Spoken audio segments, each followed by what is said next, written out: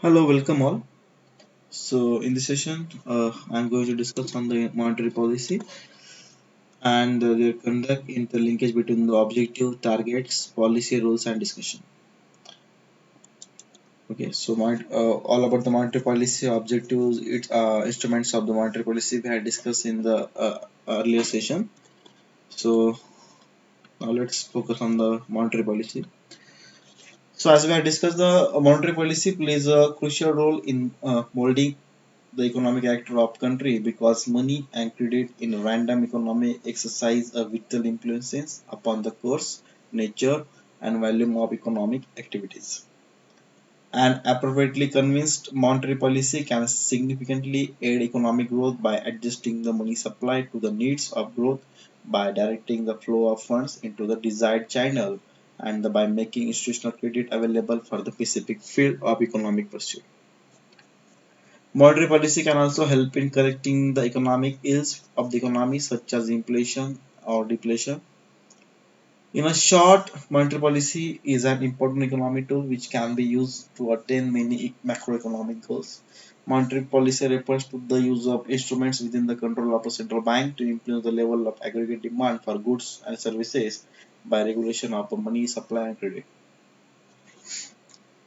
The Reserve Bank seeks to control and regulate the flow of credit in the economy such that it can sustain the tempo of development and the promoting maintenance of internal stability.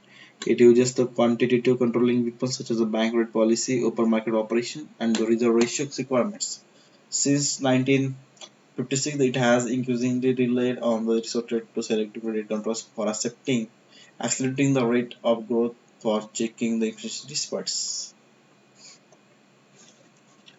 So when the monetary policy announced, historically the monetary policy is announced twice a year. The slack season policy is April to September and the busy season policy is October to March. In accordance with the agriculture cycles, these cycles also coincide with the halves of the financial year. Initially, the Reserve Bank of India announced all its monetary measures twice a year in a monetary and credit policy. The monetary policy has become dynamic in nature as RBI reserves its rights to alter it from time to time and depending on the state of the economy. The meaning you know the about the monetary policy and content.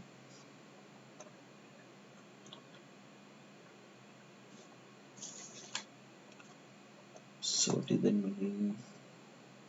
So you know the definition of the monetary policy. Almost we have discussed this subject for the now we are discussing this subject for the fourth time, right? So for the better understanding, you can watch the Unit 3 video on the monetary policy. So monetary and credit policies operated on the following interrelated factors: availability of credit and its flow, volume of monetary, cost of borrowing, that is the rate of interest, and the general liquidity of the economy. So there are two facets of the monetary policy in a developing economy. First is the positive, second is the negative. In its positive aspects, it sets out the promotional role of central banking in improving the savings ratio, then expanding credit for the facilitating capital formation. In its negative approach, it implies a regulatory phase of restricting credit expansion and allocating according to the absorbing capacity of economy.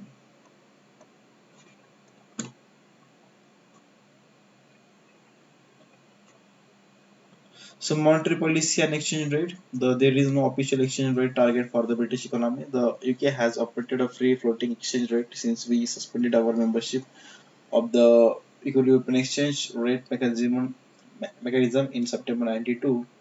So, and although the Monetary Policy Committee has officially discussed the relative merits and demerits of intervening in the current market to influence the extreme value of pound, and the bank has not done so for over a decade, there are in any case several doubts about the effectiveness of direct intervention in the foreign exchange market.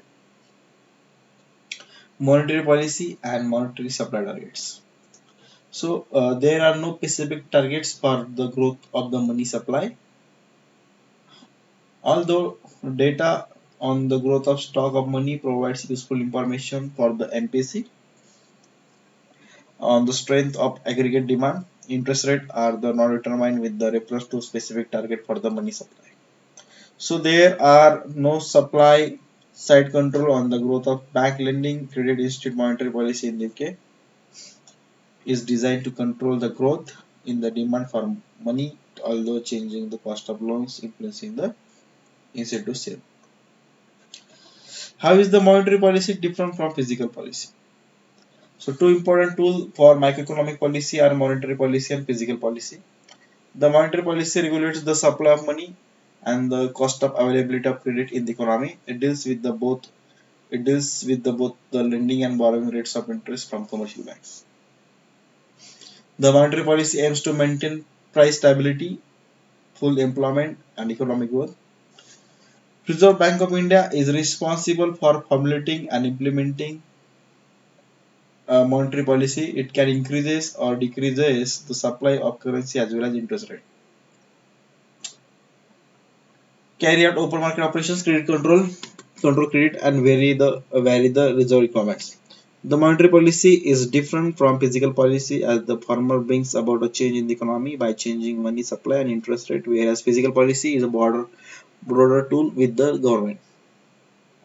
The physical policy can be used to overcome recession and the control inflation. It may be defined as a deliberate change in government revenue and expenditure to influence the level of national output and prices. For instance, at the time of recession, the government can increase expenditure for or cut taxes in order to generate demand. On the other hand, the government can reduce its expenditure or raise taxes during the inflationary times. Physical policy aims to changing aggregate demand by suitable change in the government spending and the taxes. Annual Union Budget showcases the government's physical policy. Limitations of monetary policy. Monetary policy has its unique role and significance in a developed or a developing country, but it cannot be the be all and end all of the system in the view of its scope and operational aspect.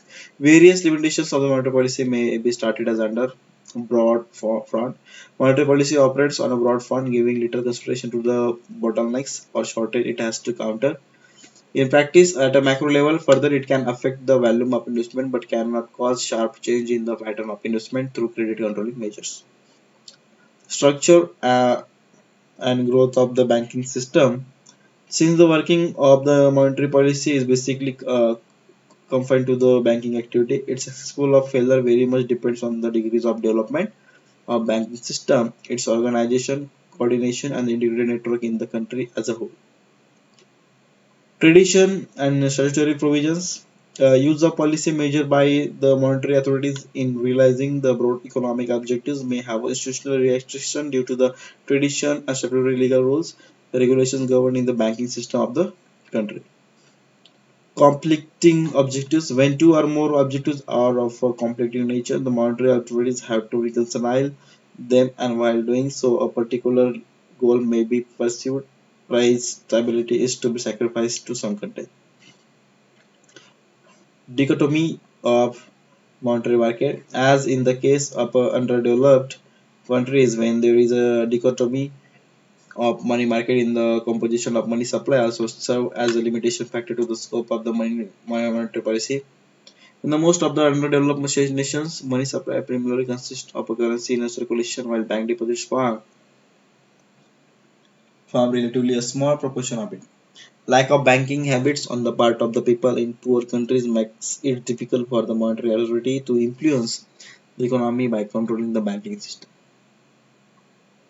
Existence of non-monetized sector. Existence of some significant non-monetary sectors tend to restrict the scope and the limit of effectiveness of monetary policy.